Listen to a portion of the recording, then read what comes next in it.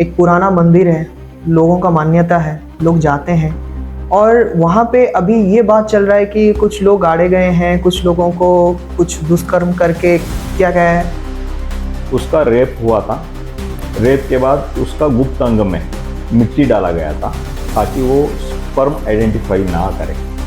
पैसा लिया बाद में, तो अभी वो कन्फेस किया है ना, मैंने 5 लाख लिया था, गलती से मैंने एविडेंस दे दिया, मुझे कोई ने दबाव किया था, मुझे पैसे का जरूरत था, मैंने लिया और झूठ बोल दिया।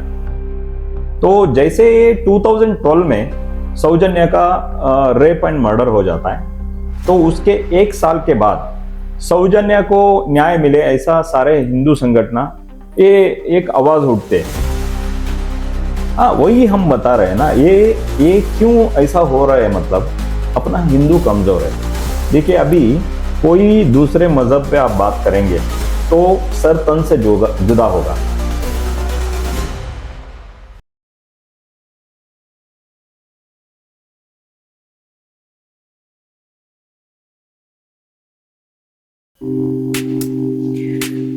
जय श्री राम संदीप जी। जय श्री राम, जय हिंदू राष्ट्र। मेरे पॉडकास्ट में आने के लिए धन्यवाद। हम आज जिस टॉपिक पे बात कर रहे हैं वो धर्मशाला, जो अभी बहुत सारे कंट्रोवर्सी केस पे चल रहा है अभी फिलहाल, उस पर बात करेंगे। लेकिन उससे पहले मैं आपके बारे में जानना चाहता हूँ, आप कब से काम कर रहे हैं इस दिशा में और क्या क्या कर रहे हैं? मैं 16 साल से हिंदू राष्ट्र सेना का कार्य कर रहा हूँ। हिंदू राष्ट्र सेना का कर्नाटक का राज्य प्रभारी हूँ, प्रचारक हूँ और संगठक हूँ। और पूरा भारतवर्ष में लव जिहाद के ऊपर और गो हत्या के विरोध में और मतांतर के विरोध में ये पूरा कार्य कर रहा है। और स्पिरिचुअली भी हम कुछ अच्छे मेडिटेशन, योगा, ये सारे इसके ऊपर हम 15-16 साल से कंटिन्यूटी संगठन में काम कर रहा है। अभी हाल फिलहाल में अभी धर्मशाला का बड़ा चर्चे में चल रहा है। एक पुराना मंदिर है, लोगों का मान्यता है, लोग जाते हैं और वहाँ पे अभी ये बात चल रहा है कि कुछ लोग गाड़े गए हैं, कुछ लोगों को कुछ दुष्कर्म करके किया गया है। बहुत सारी चीजें हैं। आप थोड़ा सा इस पे बताएंगे क्या हुआ था, ये इस क्या कहानी है? ये एक्चुअली पहले एक इशू हुआ था, वो सौजन्या का मर्डर हुआ था। तो ये 800 पुराना साल का मंदिर है।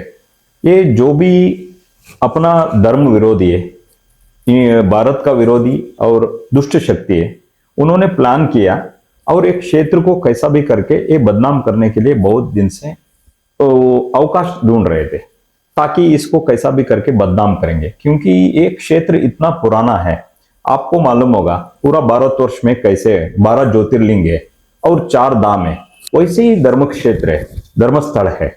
धर्मस्थल अपना पूरा आस्था है, भारत का पूरा हर व्यक्ति का एक विश्वास है।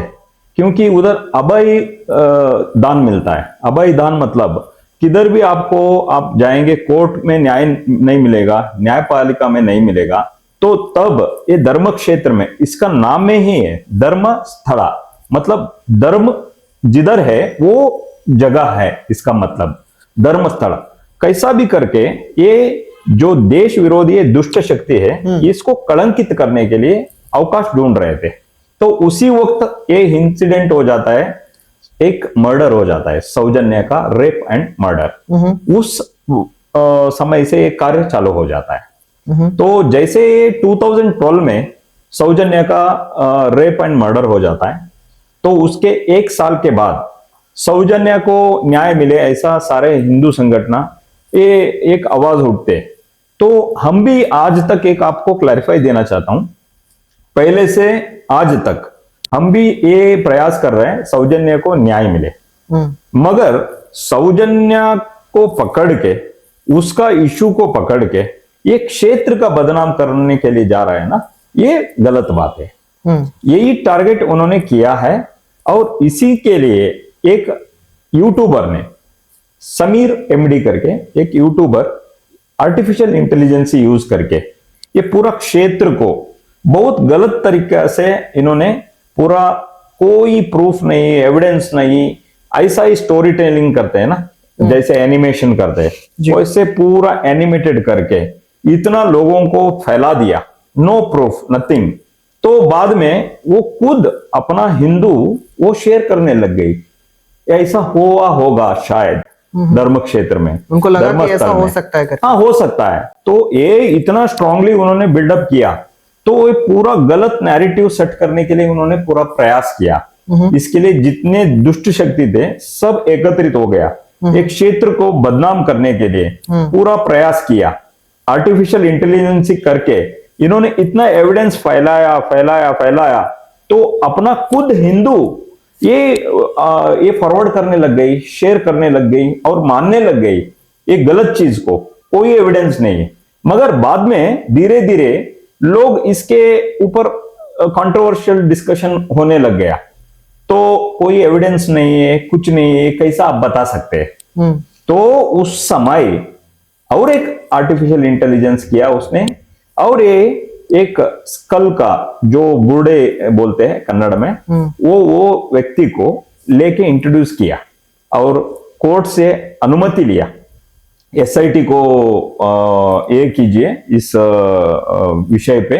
और एसआईटी ने इसको परमिशन भी दिया कोर्ट ने, तो इसको चेहरा बंद करना है, मतलब मास्क मैन करना है उसको, क्योंकि उसको सिक्योरिटी नहीं है, ये सब उसने पहले झूठ बताया। तो उसको मास्क डाल के खड्डा गोदने चला गया। ये शुरुआत ऐसा हुआ। अभी जो मास्क मैन की हम बात कर रहे हैं, तो उसके बारे में थोड़ा जानने की कोशिश करेंगे कि वो कैसा व्यक्ति है, क्या करते थे, अचानक ऐसे आके ऐसा बोलना कि यहाँ पे ऐसे दुष्कर्म हो रहे थे, उसके बारे में थोड़ा बोलेंगे।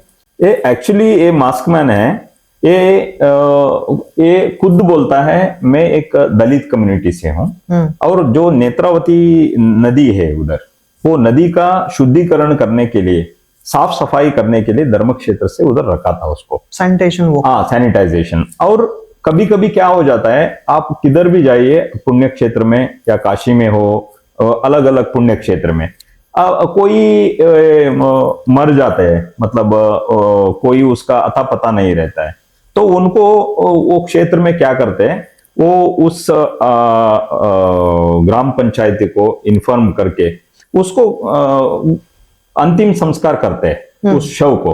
तो वैसे ही धर्म क्षेत्र में जो भी ऐसे लापता रहता है ना शव, या कोई सुसाइड हुआ है, उनको गाड़ने का भी ये करता था। मगर उसी वक्त इसके ऊपर अपराध है, और वो जो भी लोग मरते थे तो उनका ज्वेलरी वो चुराता था।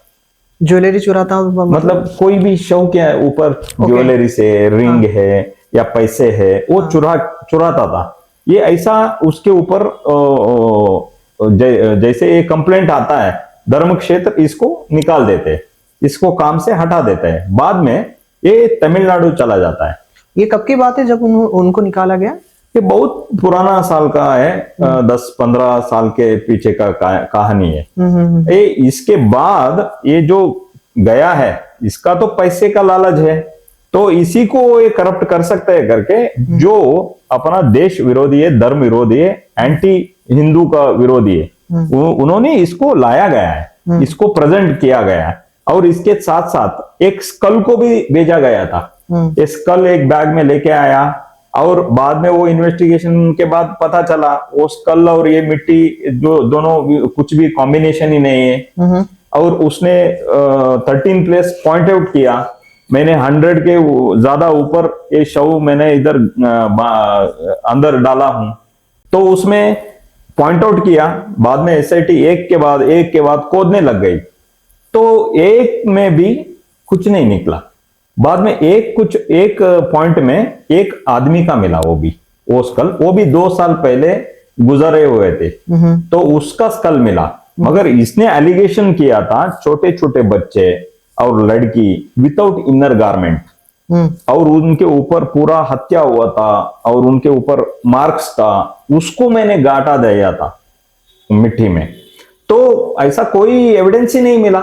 पूरा सर्च करने के बाद पूरा 13 पॉइंट में वो अंत में अण्णप्पा स्वामी के जो पहाड़ है उधर भी चला गया, उधर भी कुछ नहीं मिला उसको, किधर भी नहीं, कुछ भी नहीं। ये पैसा लिया, बाद में तो अभी वो कन्फेस किया है ना, मैंने 5 लाख लिया था, गलती से मैंने एविडेंस दे दिया, मुझे कोई ने दबाव किया था, मुझे पैसे का जरूरत था, मैंने लिया और झूठ बोल दिया। अभी तो इन्वेस्टिगेशन चालू है, वो एसआईटी पूरा क्लैरिटी करना चाहिए जो हुआ है, जो आगे का इन्वेस्टिगेशन हुआ है, ये एसआईटी बताना चाहिए। अभी फिलहाल वो जो मास्क मैन है वो खुद ये बोल रहा है कि जिन लोगों ने उनको ये करने के लिए बोला हुआ था, अभी उनसे ये इस मास्क मैन को खतरा है। होगा। अभी देखिए, अगर आप गलत किया तो भुगतना ही पड़ेगा। और मैं आपको एक चीज बता दूं, ये पॉडकास्ट आने से पहले मैं कुछ पढ़ रहा था, तो जब इनको कोर्ट लिया गया इस मास्क मैन को, तब ये पहले जो मोबाइल में कनेक्टेड थे, जो उनको बता रहे थे कि क्या करना है क्या नहीं करना है, वो मोबाइल ले चुके हैं। तो मोबाइल ले चुके हैं तो कोई अभी कनेक्टिविटी नहीं है इनके साथ। तो अभी ढूंढा जा रहा है कि आपका कनेक्शन कहाँ था, मोबाइल कहाँ था, वो मिल नहीं रहा है। तो दे आर वेरी क्लेवर कि उनको जो करना है वो उन्होंने कर लिया। ये पूरा वेल प्लान्ड है। इन्होंने क्या बोला, इसको एकदम ट्रेन किया गया है। इसको दिल्ली लेके गया था शायद, ऐसा रूमर्स है, और उसको पूरा ट्रेंड किया गया है। बैंगलोर में ट्रेंड किया। हाँ, बैंगलोर नहीं, दिल्ली बोला गया है। कुछ विषय में हमको जो जानकारी आया था, तो कोई तमिल लोकसभा का मेंबर भी इन्वॉल्व है, तो इन्होंने उसको लेके गया और पूरा उसको एकदम हिप्नोटाइज किया, और ये स्टेप में ये काम होगा, आप किसी को फोन नहीं करना, इसके बाद ये स्टेप होगा, इसके बाद ये स्टेप होगा, ऐसा ऐसा उसको पूरा मतलब अंत तक हर एंगल में उसको ट्रेन किया गया था। ये हो सकता है, ये हुआ तो क्या करना है, ऐसा हुआ तो क्या करना है, सारा प्लान्ड, मतलब एकदम चक्रव्यूह पूरा रच के भेजा था इसको।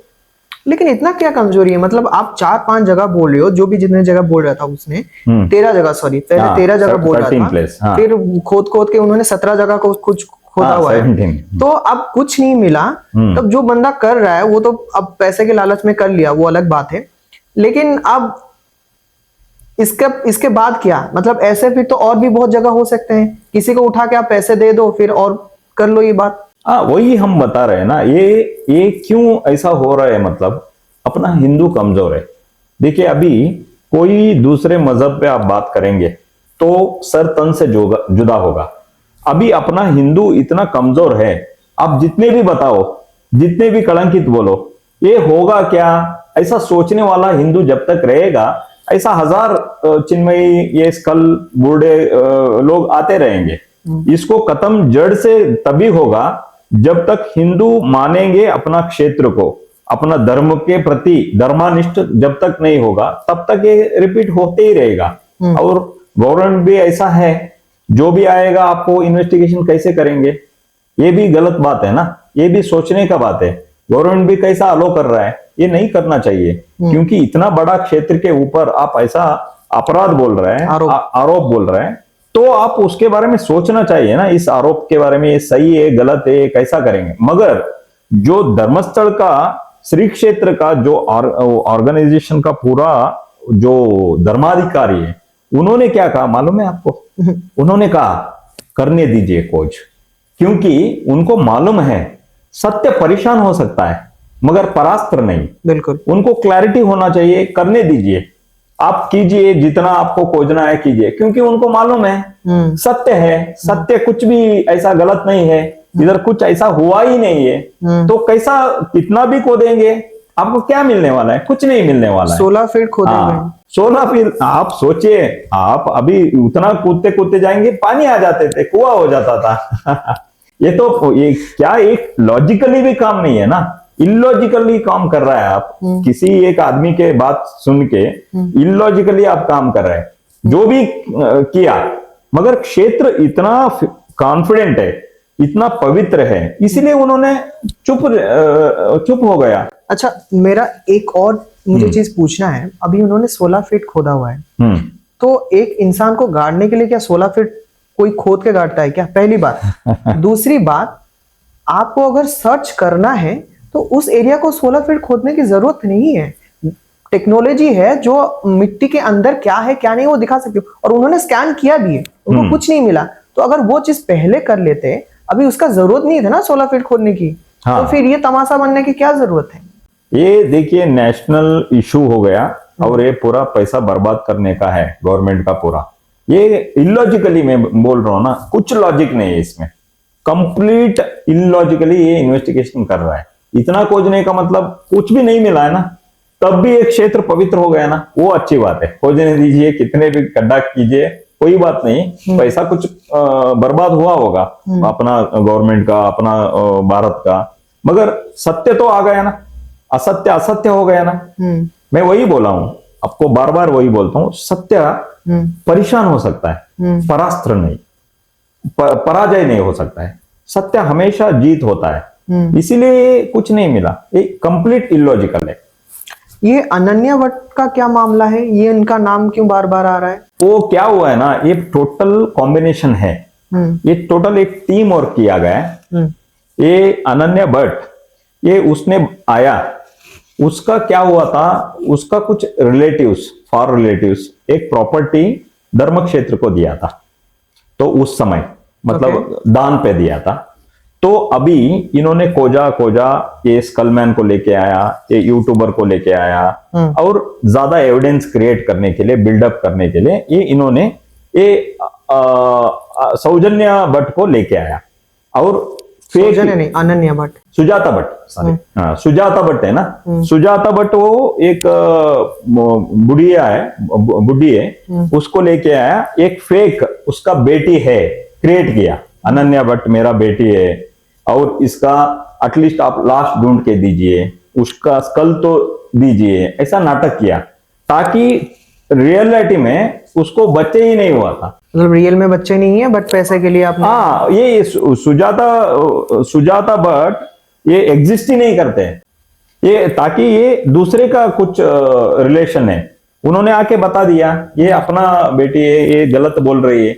बाद में उन्होंने कन्फेस भी किया कुछ चैनलों में, मुझे भी पैसा दिया गया और डराया गया था, इसलिए मैंने बताया, मगर असल में उसका कोई रिलेशन, उसका बेटी ही नहीं था और उसको शादी ही नहीं हुआ था। तो ये प्रॉपर नेटवर्क है, प्रॉपर प्लानिंग है, 100% प्लान ये है पूरा। क्योंकि कोई आता है और बोलता है कि यहाँ पे इतने सारे मतलब दुष्कर्म हुए हैं, उसके बाद कोई उठ के आ जाता है मेरी बेटी हो सकती है, मतलब ये तो कोई कोइंसिडेंस नहीं हो सकता ना, it is of course a plan.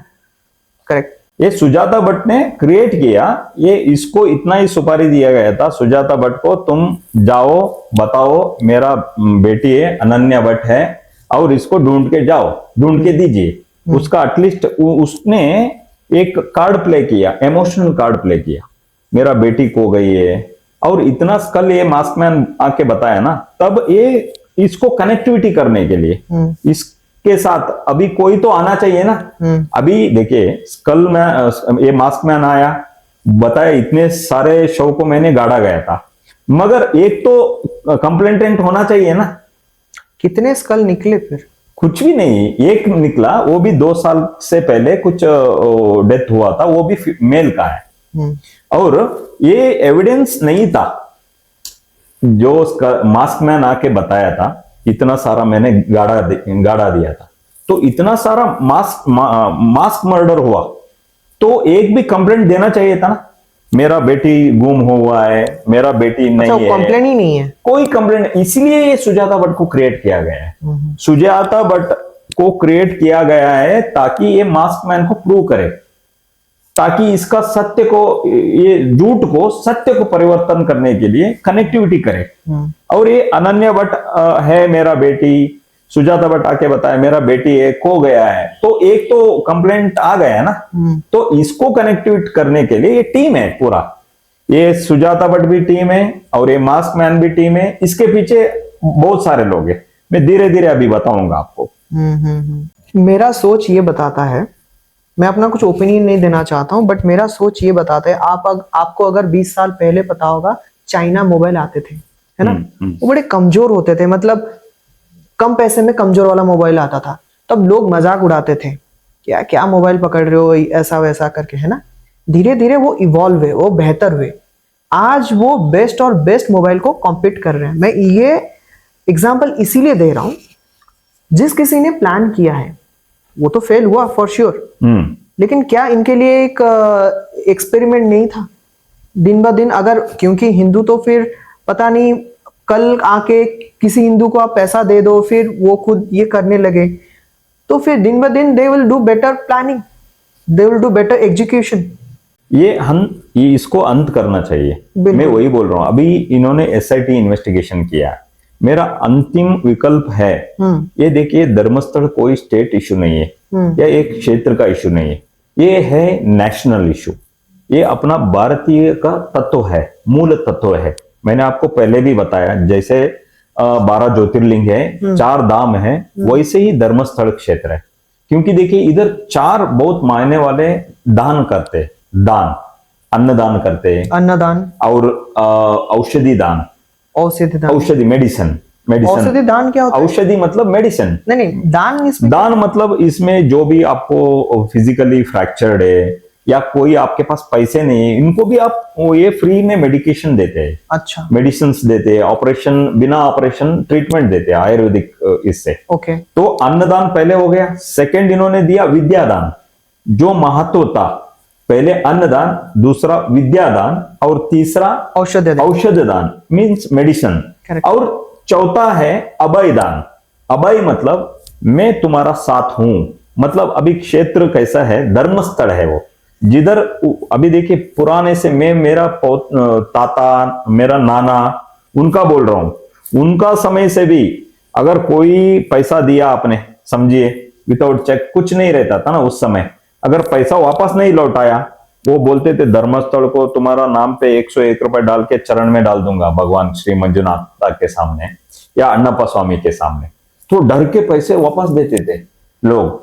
और जितने लोगों का फैमिली में कुछ मैटर होता है, पति पत्नी का झगड़ा हो जाता है, तो उधर जाके एक काउंसलिंग होता है, अभयदान मतलब काउंसलिंग करके उनको एक करना। और फैमिली का कुछ मैटर होता है, प्रॉपर्टी का, भाई है, छोटा भाई है, बड़ा भाई है, उनमें कुछ वो डिवाइड, प्रॉपर्टी डिवाइडिंग में कुछ समस्या हुआ, तो भी वो सेटरेट करने वाला क्षेत्र है धर्मस्थल। तो ये 4 दान के लिए ये प्रचिति है। और पूरा लोगों को हजारों करोड़ों केस कोर्ट में जाने वाला इधर धर्मस्थल क्षेत्र में सेटल होता था, अभी भी होता है, मगर इसी क्षेत्र को ऐसा हो रहा है ना, यही दुष्ट शक्ति ने प्लानिंग किया। ये नहीं होना चाहिए, इसका आस्था बंद करो, खत्म करो, जड़ से खत्म करो, ये इनका सोच है। मैं वही बता रहा हूं आपको, जैसे आपको याद होगा तिरुपति में क्या हुआ, तिरुपति बालाजी मालूम है ना आपको, उधर लड्डू में क्या किया इन्होंने, गो मांस का फैट डाल दिया लड्डू में।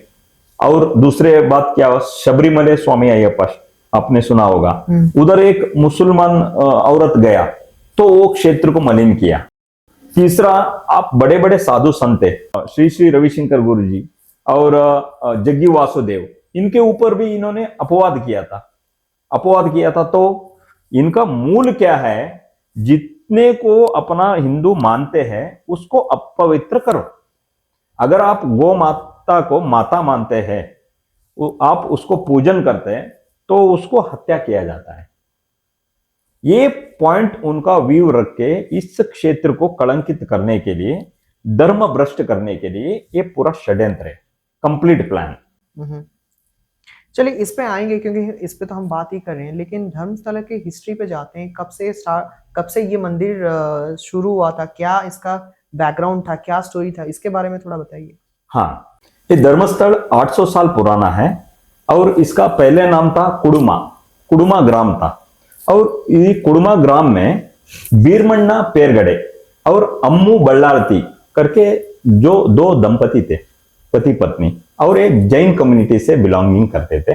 और ये पूरा दान धर्म वही उस समय से करते आते थे। तो उस समय क्या हुआ, उस समय में क्षेत्र में कुछ प्रवासी आए, तो यात्रिक आए, 4 यात्रिक, और उनके घर में रुकने के लिए आए थे। तो रुके, तो चारों ने विश्रांति लिया। तो रात को ये दंपति, तो पेरगड़े दंपति दोनों को सपने में आया, हम 4 दूत है भगवान का। एक दूत है काला राहु, एक दूत है काला कारी, और एक है कुमार स्वामी, और दूसरा है कन्याकुमारी। ये चारों दूत आते हैं और उनको सपने में बताते हैं, ये हम चारों दूत इधर आपका वास स्थान है, इधर हम रहना चाहते हैं।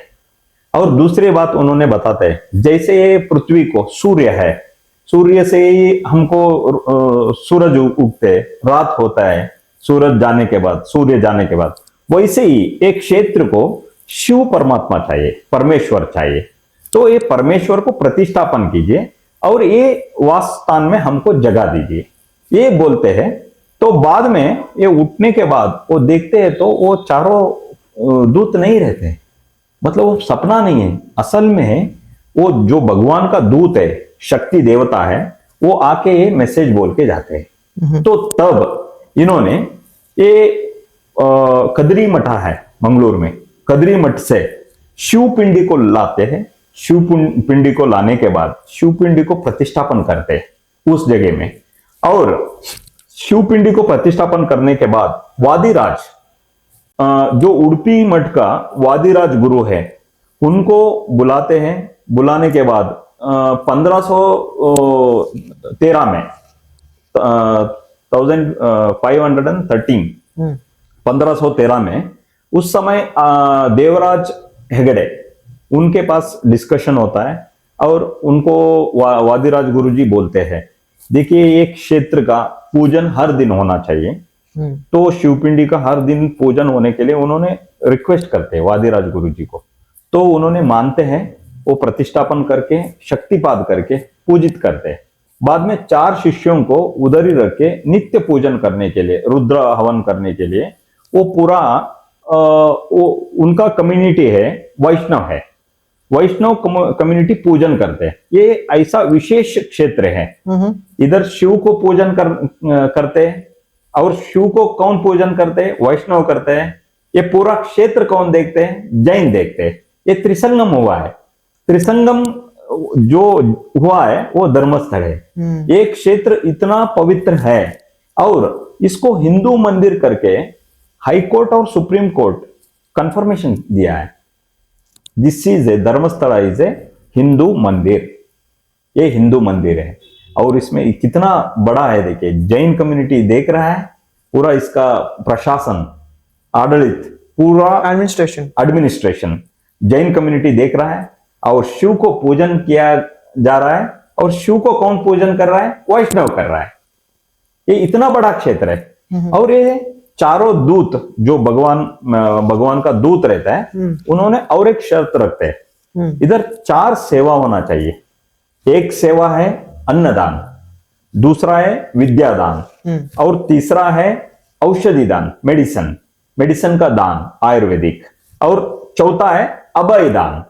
ये धर्मस्थल इतना पवित्र क्षेत्र है, इसको धर्म स्थल, मतलब जिधर धर्म है वही ये स्थल है। तो उसी समय श्री वादिराज गुरुजी ने कुडुमा क्षेत्र को धर्मस्थल करके बना दिया। यहाँ पे शिक्षादान कैसे होता है? शिक्षादान, एजुकेशन। हाँ। धर्मस्थल को तो हजारों एजुकेशन इंस्टीट्यूट है, और देखिए इतने में उन्होंने नहीं दिया, इतने में काम उतना ही नहीं किया इन्होंने, इतना जीर्णोद्धार किया इन्होंने, जितना कर्नाटक में, आपको मैं पूरा डिटेल दूंगा, जितना मंदिर है, मतलब पुराना मंदिर होगा या कोई नया मंदिर बन रहा है, उनके पास अगर पैसे का कमी हुआ है तो कंट्रीब्यूशन धर्मस्थल ने किया है उस मंदिर को बांधने के लिए। एजुकेशन है ना, धर्मस्थल का बहुत सारा एजुकेशन सिस्टम है, संस्था है, हाई स्कूल है, कॉलेजेस है, मेडिकल कॉलेजेस है, डेंटल कॉलेजेस है, सारा इतना यूनिवर्सिटी जैसा इतना सारा इनका एजुकेशन सिस्टम में आ गया। ओके, ये तो आपकी बात है, बट जब स्टार्ट हुआ था तब कैसे एजुकेशन पे? उस समय में भी ये लोग शुरू किया था, उसी वक्त से ही है, मगर ये क्या हुआ, धीरे धीरे एजुकेशन सिस्टम, जैसे देखिए अभी टेक्नोलॉजी कैसा बढ़ते गया, जैसे अभी पहले कैसा था शिक्षा, हम गवर्नमेंट स्कूल में जाते थे तो उस समय कैसा था, बेंच था, कुछ बोर्ड था, और ये चापिस से लिखते थे। अभी तो टेक्नोलॉजी कंप्यूटर में करता है, अभी स्क्रीन आ गया, वैसे टेक्नोलॉजी इंप्रूव हुआ है। उस समय से भी ये ये एजुकेशन सिस्टम उन्होंने इम्प्लीमेंट कर दिया। उस समय से मेरा नहीं दे रहा है। जानना मैं ये जानने की कोशिश कर रहा हूँ, जैसे आपने बताया अभी कॉलेजेस है, यूनिवर्सिटीज हैं जिसमें अभी अभी न्यू एज ऑफ लर्निंग चल रहा है, बट पिछले टाइम पे वो गुरुकुल हुआ करते थे, वहां पे लोग आते थे, पढ़ते थे, ये हाँ सब। हाँ, गुरुकुल भी हुआ। बाद में कैसे जैसे जैसे एजुकेशन सिस्टम बढ़ते गया, इम्प्रूवमेंट हुआ, उसी के वजह से, उसी के हिसाब से संस्थान है धर्मस्थल क्षेत्र, उसी के हिसाब से वो अपडेट करते गए। बिल्कुल, जीवन का मतलब बदलाव ही है। हाँ, तो हाँ। बिल्कुल सही बात है। जब हमने बात शुरू किया हुआ था, हम सौजन्य केस के बारे में आप कुछ बोल रहे थे, उसमें थोड़ा सा मैं जानने की कोशिश करूंगा कि वहां से मतलब क्या शुरू हुआ था और क्या हुआ था उसके बाद। देखिए, एक्चुअली ये सौजन्य का केस चालू हुआ 2012 में।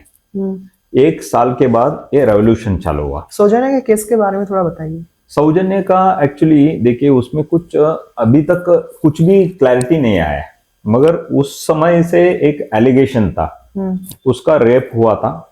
रेप के बाद उसका गुप्त अंग में मिट्टी डाला गया था ताकि वो स्पर्म आइडेंटिफाई ना करे। तो ये कंप्लीट प्लान्ड और ये पूरा षड्यंत्र किया हुआ है, रेपिस्ट है और एक्सपर्ट है, एक्सपर्टी किया है।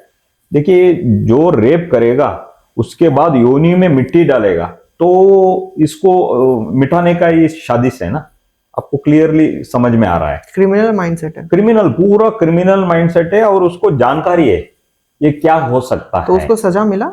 हाँ, वो संतोष राव करके एक अक्यूज अरेस्ट हुआ था, तो बाद में उसको बाद में रिलीज भी हुआ, क्योंकि वो एविडेंस प्रूव नहीं हुआ और एविडेंस का कमी हो गया, क्योंकि जो इन्वेस्टिगेशन आईओ था, इन्वेस्टिगेशन ऑफिसर, उसने क्या किया, वो 15 दिन के बाद वो सैंपल्स उन्होंने टेस्ट को भेजा था। 15 दिन के बाद कौन भेजता है? वो तो नेक्स्ट डे भेजना चाहिए, नेक्स्ट डे भेजना चाहिए था। हाँ। मगर वो 15 दिन के बाद भेज दिया, तो उसमें क्या हो गया, फंगस हो गया। सॉरी, मैं करेक्ट करना चाहता हूँ, नेक्स्ट डे नहीं, तुरंत, जितना तुरंत हो सके तत्काल भेजना चाहिए था। तो देखिए, ये सीरियस इशू था, तो इसमें सारे इन्वॉल्व है, ताकि ये सौजन्य केस को डाइवर्ट करने के लिए, सौजन्य को हम पहले दिन से हम पूरा हिंदू सेना से, हिंदू गठबंधन से हम एक ही आग्रह बोल रहे हैं, सौजन्य के हम साथ है, उसको न्याय मिलना चाहिए, मगर कौन किया है उसको लाइए। उसके बदले में अगर आप क्षेत्र को टारगेट करके, डाइवर्ट करके क्षेत्र का बदनाम करने के लिए जाते हैं, तो हम इसको सहन नहीं करेंगे। और देखिए, 2012 में रेप हुआ, रेप एंड मर्डर हुआ। बाद में ये रेवोल्यूशन कब चालू हुआ मालूम है आपको? एक साल के बाद, 2013 में। 2013 में रेवोल्यूशन चालू हुआ, तो मतलब इसको बेस बनाया जा रहा था। हाँ हाँ, मगर स्टार्टिंग में सारे हिंदू हम खुद उसी के फेवर में थे, ताकि सौजन्य को न्याय मिले। सारे हिंदुओं का इच्छा था, सौजन्य आज भी है, आगे भी रहेगा, उसको न्याय मिलना चाहिए, क्योंकि इतना गोर रेप, ब्रूटली मर्डर्ड, तो इसको न्याय मिलना चाहिए। आज भी हमारा वही स्टैंड पे है, मगर इसको डाइवर्ट कैसा किया गया है। महेश तिमारेडी करके, महेश शेट्टी तिमारेडी करके एक फाइट करते हैं, ये रेवोल्यूशन एक्टिविस्ट, हिंदू एक्टिविस्ट है, वो इसको रेवोल्यूशन लेके आते हैं 2013 में। तो अच्छी बात था, सारे लोग सपोर्ट किया, हम भी सपोर्ट किया था उसको, मतलब महेश तिमारेडी को नहीं, सौजन्य को न्याय मिले। बिल्कुल। मगर उन्होंने धीरे धीरे धीरे उनका डाइवर्शन लेने लग गया, मतलब उनका बुद्धि भ्रमित हो गया। ये सौजन्य को सामने रख के किसी को टारगेट करने निकल पड़े, तो धीरे धीरे धीरे इनका टीम बन गया। इनके साथ और एक एक्टिविस्ट है, गिरीश मट्टन्ना, वो भी ज्वाइन हो गया। उसके बाद ये दोनों ने 2013 में रेवोल्यूशन किया। बाद में 10 साल तक चला, 10 साल तक कुछ नहीं हुआ, तो ये संतोष राव अक्यूज हो गया। तो इन्होंने क्षेत्र में जो है, दो धर्माधिकारी है, उनका रिलेटिव्स के ऊपर डाला। एक सेकंड, आप कुछ मिनट पहले बोल रहे थे कि हमें प्रचुर मात्रा पे एविडेंस नहीं मिले, तो फिर संतोष राव को छोड़ना पड़ा। तो फिर एक्विस्ट कैसे हुआ? नहीं, उसको ही पहले लेके गया, यही रेप किया करके, तो उसका अरेस्ट हुआ, मगर बाद में इन्वेस्टिगेशन करने के बाद पूरा ट्रायल होता है ना कोर्ट अच्छा। में, उसमें ट्रायल में ट्रायल में ऐसा हुआ। ट्रायल में उतना एविडेंस नहीं मिला और आई विटनेस नहीं मिला। अच्छा। मेनली आई विटनेस चाहिए ना, आई विटनेस नहीं मिला है। और बाद में ये टीम हो गया, जैसे महेश तिमारेडी है, महेश शेट्टी तिमारेडी है, उसके साथ एक गिरीश मटन्ना मिल गया। ये दोनों मिलने के बाद इतना हंगामा किया, मगर ये कुछ नहीं हुआ, क्योंकि कुछ सत्य ही नहीं था। और जो सत्य के जो रेप किया हुआ था उसको ढूंढा नहीं, उसके बदले में क्षेत्र को बदनाम करने के लिए इन्होंने निकल चुका था। तो धीरे धीरे इन्होंने रिसेंटली, ऐसा क्यों? वो उनका कुछ वैषम था क्षेत्र के ऊपर। और मैंने आपको पहले भी बताया, जो भारत विरोधी है, ये दुष्ट शक्ति है, ये पूरा प्लानिंग किया है, इनके पीछे है। ये जो एक्टिविस्ट है इनके पीछे भी है, ये सिर्फ फ्रंट लाइन में रखाया है, मगर इनके पीछे बहुत बड़ा दुष्ट शक्ति काम कर रहा है। पूरा ये एंटी नेशनलिस्ट है, ये पूरा काम कर रहा है, ये कैसा भी करके एक क्षेत्र को बदनाम करे। मतलब ये टीम बनाया, ये महेश शेट्टी तिमारेडी और एक गिरीश मटन्ना दोनों मिले थे। बाद में इन्होंने इंट्रोड्यूस किया एक यूट्यूबर, उसका चैनल का नाम था दूता और उसका नाम है सनी रेमडी। तो उसने आर्टिफिशियल इंटेलिजेंस यूज करके इतना डिजाइन करके पूरा ये नैरेटिव सेट किया क्षेत्र का, लोगों के ऊपर, जो क्षेत्र को पूरा एडमिनिस्ट्रेशन कर रहा है उनके ऊपर पॉइंट आउट करके, उनका नाम नहीं लिया गया, कोई गौडरू करके नाम बोल के पूरा आपने देखा होगा। ये वो इतना ये मुझे बहुत भीषण लगता है। देखिए 800 साल पुराना मंदिर है और 55 ईयर तक जो धर्माधिकारी है अभी प्रेजेंट, उन्होंने क्षेत्र के ऊपर सेवा किया है। आपको बताया, अन्नदान किया है और अभय दान दिया है, एजुकेशन दान दिया है, और ये सारा देने के बाद 55 ईयर्स, उनका 60-65 साल है, ये टारगेटेड है इनका, ये टारगेट रख के ही काम किया है इन्होंने। तो इसके ऊपर ये टीम बनाया, ये बनाए, और मुझे इतना भीषण लगता है वो आर्टिफिशियल इंटेलिजेंस यूज करके वो वीडियो आया, खुद हमारा हिंदू, हमारा बहन और अलग अलग क्षेत्र में शेयर करने लग गई, ये हुआ होगा, ये ऐसा हुआ होगा। ये इतना भीषण परिस्थिति 800 साल से क्षेत्र का। अभी देखिए, दूसरा कोई आप मजहब पे बात करेंगे, सर तन से जुदा करेंगे। देखिए उस पे तो बाद में आएंगे, लेकिन मेरा ये कहने का है, किसी पे अगर आप इल्जाम लगा रहे हैं तो आप थोड़ा रुक जाइए, कोर्ट को आने दीजिए, फैसला देना मतलब आने दीजिए कि क्या सही है क्या गलत है। उससे पहले अगर आप इसको सही मान लेते हैं और आप उसको लोगों को ये बताने लगते हैं कि ये गलत है, तो फिर ये गलत है। नहीं, इनके पास कुछ एविडेंस है। मैं इनकी बात नहीं कर रहा हूँ। अगर ये लोग एविडेंस है, मैं वही बात नहीं, मैं इनकी बात नहीं कर रहा हूँ, मैं उनकी बात कर रहा हूँ जो बिना सोचे समझे, जो बिना जानकारी के इसको सच मान के इसको शेयर करने लगता है। हाँ, हिंदुओं को बोलना चाहिए। देखिए, ये मुझे हर बार इस विषय को देख के, ये मास्कमैन भी आया था ना, ये मास्कमैन जब पॉइंट किया था, गड्ढा खोद रहे थे, तब तक ये सारे पॉलिटिशियन, कुछ हिंदू एक्टिविस्ट भी, और सारे हिंदू लोगों को मैं ये बोलना चाहता हूं आपका माध्यम से, देखिए वो पूरा नहीं मिला, तब आए बार हमें क्षेत्र के साथ, हमें आपके साथ, जब नहीं मिला तब आए। मगर हम हिंदू ऑर्गेनाइजेशन से और अपना हिंदू गठबंधन से पहले दिन से भी हम क्षेत्र के फेवर में हैं। ये नहीं हुआ है इधर, मगर ये लोग जब नहीं मिला तब सारे पॉलिटिशियन टूट पड़े, हम है, हम भी जाएंगे धर्मस्थल को, हम भी जो धर्माधिकारी है उनके साथ है, ऐसा चालू कर दिया। पहले नहीं थे। तो इन लोगों को देखने के बाद मुझे वीर सावरकर जी का एक वाणी याद आता है। वीर सावरकर जी ने बताया था, मुझे मुसलमानों से डर नहीं है और अपना धर्म को भी कुछ खंडित नहीं होगा, और ईसाई से भी नहीं, मगर जो हिंदू होके हिंदुओं के विरोध काम करता है, अपना धर्म के विरोध काम करते हैं, उनसे डर है। ये वीर सावरकर जी ने बताया था। ये वाणी मुझे हमेशा याद आता है और आगे ऐसा ना हो जाए, इसीलिए सारे हिंदुओं को आपका माध्यम से मैं सबको बोलना चाहता हूं, ये ऐसा झूठ आए तो थोड़ा आप उसको स्टडी कीजिए ना। ऐसा ये कुछ एविडेंस नहीं है ना, आप कामाकाम कुछ वीडियो आ गया शेयर करने लग गए। देखिए अभी आप कुछ धर्म के विचार में कुछ वीडियो कीजिए ना, वो शेयर नहीं करते, देखने के लिए भी समय नहीं रहते है हमारा हिंदुओं को। तो ऐसा अगर नेगेटिव नैरेटिव सेट किया है तो इसको क्यों आप शेयर करते? थोड़ा जानकारी तो लीजिए ना, इतना सालों के क्षेत्र के ऊपर है। देखिए जैसे छत्रपति शिवाजी महाराज जी हैं, धर्मवीर संभाजी महाराज है, और संगोली रायण्णा है, कित्तूर रानी चन्नम्मा है, ये सारे धर्म पुरुष है। गुरु नानक जी है, गुरु गोविंद सिंह है, और अपना गौतम बुद्ध है। इनके बारे में हम क्यों पढ़ते हैं? ये महान पुरुष है और इनका पुरुषार्थ और धर्म के प्रति जो सत्य है उनको पढ़ना चाहिए। आप ये छोड़ के ऐसा ये वीडियो को आप शेयर करते हैं, ये गलत है ना।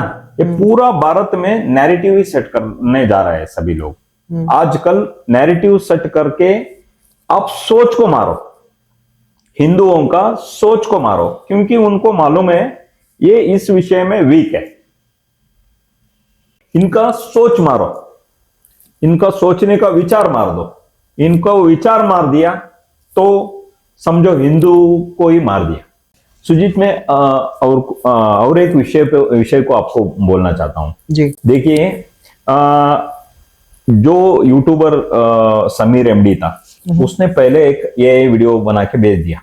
जैसे वो सर्कुलेशन हुआ और एक पूरा एक कंफ्यूजन क्रिएट किया गया, धीरे धीरे वो कंफ्यूजन क्लैरिटी में बदलने लग गई। तो एविडेंस मांगने लग गई, कुछ अच्छे लोग, धर्मानिष्ठ लोग पूछने लग गई, तुम ऐसे ही एक स्टोरी बना के बोल रहे हो, तो एविडेंस क्या है? तभी उसने दूसरे वीडियो बनाया, दूसरे धर्मस्थला फाइल्स 2 करके। तो उसमें उसने कहा अभी है शिव तांडव, अभी है एक एविडेंस आ गया, तो मास्क मैन है ना, उसको लाया गया है प्लानिंग करके। तो उसको लाने के बाद इन्होंने समझा ये पूरा खत्म हो जाएंगे, तो इसको लेके आ गया, तो ये बड़ा षड्यंत्र हो गया। बाद में तो आपको पता है वो मास्कमैन आया, कुछ नहीं मिला, बाद में वो पूरा जीरो निकल चुका। तो ये बताना चाहता हूं मैं। और एक बात बताना चाहता हूं, आपके ऊपर हमको बहुत गर्व है और अभिमान है, क्योंकि आप ये सत्य को खोजने निकल पड़े। आप जैसे आप सत्य को खोजने निकल पड़े, वैसे ही ये असत्य को प्रूव करने के लिए जो जा रहा है, इनको सारे हिंदू संगठन से और हिंदू ओकुट से और हिंदू गठबंधन से हम इनका जड़ से समाप्त करना चाहते हैं। तो इसके लिए एक ही मकसद करना चाहिए। हम एक ही क्या है ना, तो लीगली क्या कर सकते हैं? लीगली जो एसआईटी इन्वेस्टिगेशन कर रहा है जी, ये स्कलमैन का बात पूछ के कर रहा है, और ये महेश तिम्मारेड्डी है, महेश शेट्टी तिम्मारेड्डी, और ये गिरीश मट्टन्ना है, और ये इनका सारा लिंक्ड काम है। अभी ये एसआईटी इन्वेस्टिगेशन कर रहा है, वो करने दीजिए, वो उनका जो भी है वो बाहर सत्य निकल ही आएगा बाहर।